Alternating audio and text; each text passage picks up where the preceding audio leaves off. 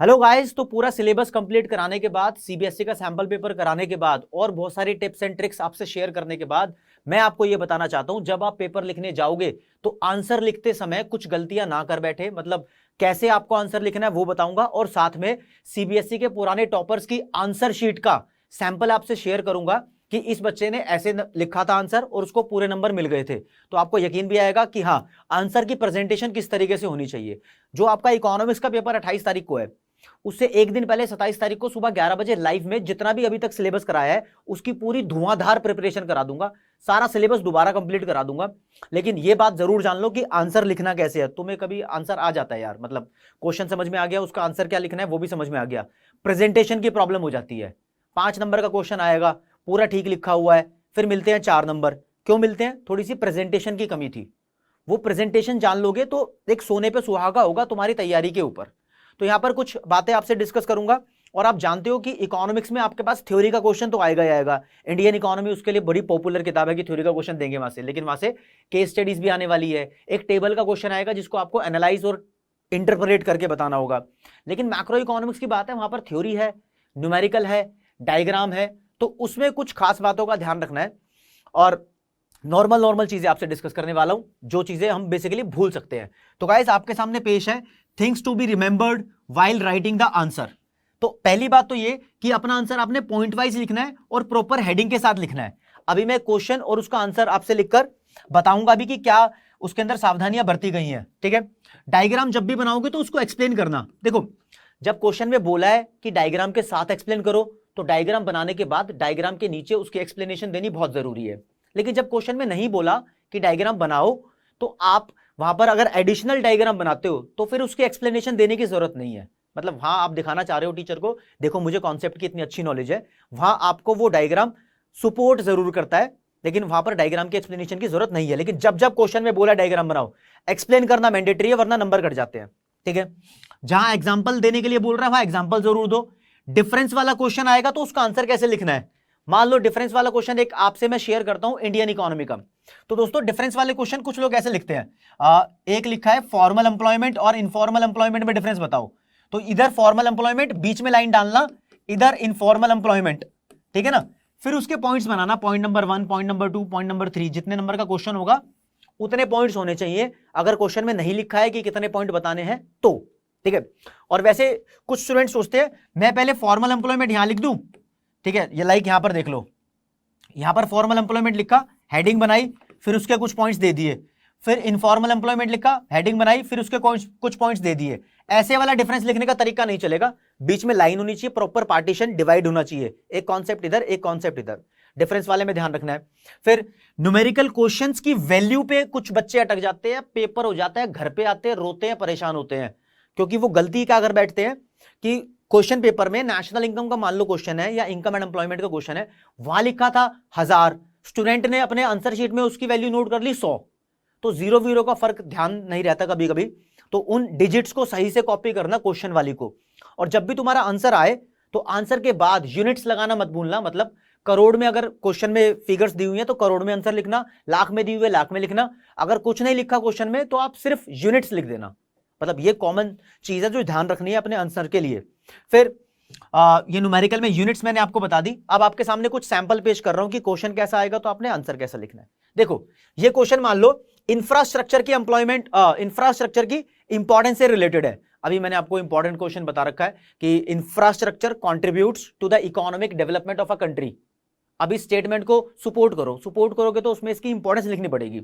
मान लो 2 नंबर का क्वेश्चन आया है, एक्सप्लेन करने के लिए बोल रहा है, तो आपने पहला पॉइंट लिखकर उसकी हेडिंग बनानी है। हेडिंग अलग रखनी है और उसकी एक्सप्लेनेशन अलग रखनी है। मतलब हेडिंग के नीचे एक्सप्लेनेशन, समझे? कुछ लोग हेडिंग के साथ ही एक्सप्लेनेशन शुरू कर देते हैं, वहां पर फिर हेडिंग छुप जाती है, तो हेडिंग दिखाई नहीं देती, फिर देखने में वो प्रेजेंटेशन अच्छी लगती नहीं है। तो आपको इस बात को क्लियर कट समझना है। फिर दूसरा पॉइंट आया है, इसकी हेडिंग लिखेंगे, फिर उसको नीचे एक्सप्लेन करेंगे। हाँ, ये आंसर जरूर लिखा है, मतलब जरूरी नहीं है कि आप इतना बड़ा लिखो उसको 2 नंबर में एक्सप्लेन करने के लिए, लेकिन ये क्राइटेरिया है जो आपको एक्सप्लेन करना है।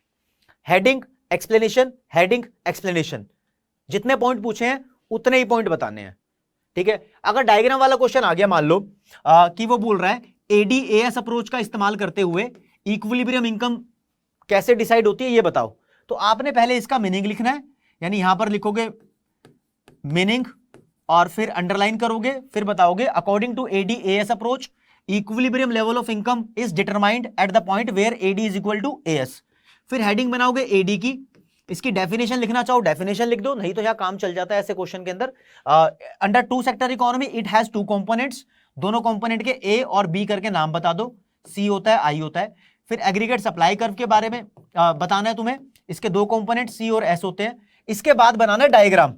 जब आप ये डायग्राम बना लोगे तो 45 डिग्री यहां लिखना मत भूलना, और ये AD कर्व है, ठीक है। अब जिसके बाद डायग्राम के बाद इसकी एक्सप्लेनेशन देनी मैंडेटरी है, वरना आपके नंबर कट जाएंगे। हो सके तो स्मार्ट स्टूडेंट्स लास्ट में कंक्लूजन की कॉलम भी बना के आते हैं कि इस डायग्राम में कंक्लूजन क्या निकल रहा है, जैसे कि E इक्विलिब्रियम पॉइंट है और O से लेकर Y तक equilibrium level of income and output है। तो ऐसा प्रेजेंटेशन का क्राइटेरिया मतलब खुला खुला होना चाहिए, भीड़ नहीं होनी चाहिए, ठीक है। आंसर लिखते समय जो आपके पॉइंट्स हो, पॉइंट्स हो तो उसको नंबरिंग 1, पॉइंट नंबर 1 को, पॉइंट नंबर 2 को 2, पॉइंट नंबर 3 को 3, पॉइंट नंबर 4 को 4, ऐसे नंबरिंग देना। कुछ बच्चे डिजाइन के चक्कर में पॉइंट्स को स्टार मार्क कराते हैं, पहला पॉइंट ऐसे उसके एक्सप्लेनेशन, या कुछ बच्चे ऐसे डॉट डॉट डॉट फिर पॉइंट को एक्सप्लेन करेंगे। नहीं, नंबरिंग में एक्सप्लेन करना, क्योंकि कभी कभी क्या होता है, तुमने मान लो 4-5 नंबर का क्वेश्चन है, 5 ऐसे डॉट डॉट पॉइंट बना दिए, टीचर कभी धोखे से उसको 4 पॉइंट नोट कर सकता है, वो पढ़ेगा ना तो तुम्हारा नंबर कट जाएगा। लेकिन जब तुम लिखोगे 1 2 3 4 5 तो वो पूरे 5 की काउंटिंग उसके दिमाग में भी इंप्रेशन रहेगा। तो गलती होने के वहां चांस नहीं करने तुमने, मतलब चांस क्या, गलती ही नहीं करनी भाई। ये प्रेजेंटेशन का बहुत इंपॉर्टेंट तरीका है। अब आपके सामने पेश करूंगा कुछ टॉपर्स के बारे में कि वो आंसर कैसे लिखते हैं और तुम्हें कैसे लिखना चाहिए आंसर। तो गाइस ये टॉपर की आंसर शीट है, मतलब आंसर शीट का एक सैंपल उठाया गया है, इसको जरा इवेल्युएट कर लेते हैं। ये कोई भी क्वेश्चन है, मान लो आंसर 16 इसने लिखा हुआ, मेरे क्वेश्चन नहीं बता रहा कि क्या है। इसने देखो कितना अच्छे तरीके से डिजाइन किया है। पहले यहां पर पेन का कलर चेंज करता हूं, देखो यहां पर मनी मल्टीप्लायर के बारे में लिखा है, पहले उसकी डेफिनेशन दे दी है यहां तक, फिर उसका फॉर्मूला अलग से लिखा है, मतलब यही नहीं चिपका दिया, इसके आगे ही अलग से लिखा है, ठीक है। और फिर ये आंसर 17 है, आंसर 17 में न्यूमेरिकल थोड़ा अलग अलग से, जो जो वैल्यू गिवन है वो अलग से, और फॉर्मूले के बाद उसने उसको सॉल्व करना स्टार्ट किया है। तो स्टेप बाय स्टेप सॉल्व करना है, क्योंकि CBSE step by step solve करने के नंबर देता है, अलग अलग स्टेप के अलग अलग नंबर होते हैं। पैराग्राफ में, पूरे पैराग्राफ में सॉल्व मत करना, थ्योरी का क्वेश्चन पूरा पैराग्राफ मत लिख कर आना, वहां नंबर कट जाएंगे, समझ रहे हो। इधर उधर कहानी मत घुमाना, पॉइंट पता है तो पॉइंट को इलैबोरेट करना, वरना दूसरे क्वेश्चन पे स्विच कर जाना अगर किसी क्वेश्चन में फंस गए हो तो, ठीक है। टाइम मैनेजमेंट भी एक इंपॉर्टेंट चीज है, ठीक है। वैसे मैं आपको बताऊंगा, इसके अलावा ये तो बता रहा हूं कि आंसर कैसे लिखना है। अभी 27 तारीख को शाम को वीडियो भी आएगी एक, जिसमें आपको बताऊंगा कि कॉमन मिस्टेक्स जो हमसे हो जाती हैं, वो कॉमन मिस्टेक्स बिल्कुल भी नहीं करनी। तो पेपर देने से पहले वो चीजें जरूर देखकर जाना। अभी इसलिए नहीं बता रहा, अभी ख्याल तुम्हें तैयारी का होना चाहिए और आंसर लिखने का होना चाहिए। एंड टाइम पे वो वीडियो देखोगे जो मैं बताऊंगा, मतलब 27 तारीख की शाम को, तो वो उसी समय की वीडियो है, उसी समय तुम्हारे काम में आएगी। छोटी 5-10 मिनट की वीडियो बनाऊंगा, ज्यादा बड़ी कहानी नहीं करूंगा, ठीक है जी। तो यहां पर न्यूमेरिकल का जब भी आपका आंसर आ जाए, तो आंसर मल्टीप्लायर का आया मान लो 5 आंसर, उसको बॉक्स में डाल आना, मतलब यहां पर नहीं डाल रखा तो थोड़ा कूल रहता है, बॉक्स में डालकर आना। अब ये सर्कल ये लिखा हुआ, टीचर ने उसको नंबर कितने दिए हुए हैं, यार ये अलाउड नहीं था इस बार, तो यहां पर मेंशन नहीं किया हुआ, लेकिन जब अलाउड था तो वो दिखाऊंगा भी, अलाउड था तो नंबर मिले भी है। ये क्वेश्चन है, आंसर 18 लिखा हुआ है, और ये पूरा उसने मतलब जो भी केनेजियन की थ्योरी पूछी थी वहां पर उसकी डेफिनेशन दी है पूरी की पूरी। अब देखो उस बच्चे से कुछ गलती हो गई, उसने उसको काट दिया और फिर जो सही चीज थी वो लिख दी ऊपर। कुछ स्टूडेंट क्या करते हैं, काटते नहीं है वो, उसको ऐसे गुच्चड़ मुच्चड़ कर देंगे, इसको बोलते हैं ओवरराइट। इससे टीचर का दिमाग भनकता है, टीचर यहां नंबर काटता है। आपने ये नहीं करना, बस जहां गलती हो गई है तो ऐसे लाइन डली हुई देखो, इसने लाइन डाल दी, काट दिया, इस चीज के बिल्कुल भी नंबर नहीं कटते हैं। तो कभी आप सोचो कि यार मैंने थोड़ी सी गलती कर दी, ऐसे लाइन डाल दूंगी या ऐसे ऐसे कर दूंगी तो दोबारा मतलब आंसर मेरा बेकार हो जाएगा, तो मुझे इसका आंसर दोबारा लिखना चाहिए। दोबारा मत लिखना, कॉन्फिडेंट रहो, नंबर नहीं कटेगा। बस ये मत करना गुच्चड़ मुच्चड़, समझ रहे हो, मतलब ट्रिक्स है अपनी ध्यान रखने की। तो एक और आंसर देखो, यहां पर एक और आंसर है। अब इसमें अलाउड था कि नंबर कितने, 4 नंबर का क्वेश्चन था, आंसर 20 है, मतलब क्वेश्चन नहीं पढ़वा रहा। यहां पर सिंपल सी बात है, सेविंग इन्वेस्टमेंट अप्रोच आई थी, तो सेविंग इन्वेस्टमेंट अप्रोच से उसने उसका मीनिंग तो दे दिया कि कहां पर इनकम डिटरमाइन होती है। फिर क्या किया, डायग्राम यहां पर बना रखा है और साथ में डायग्राम की एक्सप्लेनेशन दी है पूरी, एक्सप्लेनेशन देनी बहुत जरूरी है, समझ रहे हो। और यहां पर आपने भी क्या करना है, मतलब ये क्राइटेरिया फॉलो कर लो तो it is also okay and good. लेकिन आपको ज्यादा बेटर इससे क्या है, मीनिंग दे दिया यहां पर, फिर ये डायग्राम यहां बना देते, फिर डायग्राम के नीचे एक्सप्लेन कर देते डायग्राम को, वो ज्यादा कूल है। ये भी स्टूडेंट को पूरे नंबर मिले हुए, लेकिन इससे बेटर वो है कि साफ स्टेप वाइज दिख रहा है, यहां कुछ गलत नहीं है, सब अच्छा लिखा हुआ है। तो आपके पास और भी ऑप्शन है, और इसके अलावा गड़बड़ी मत कर देना कि एक्सप्लेनेशन कहीं है, डायग्राम कहीं है, डायग्राम की प्रेजेंटेशन नहीं हो रखी सही से, ठीक है। तो दोस्तों ये चीजें आपको बताना चाहता था मैं कि आंसर लिखना कैसे है।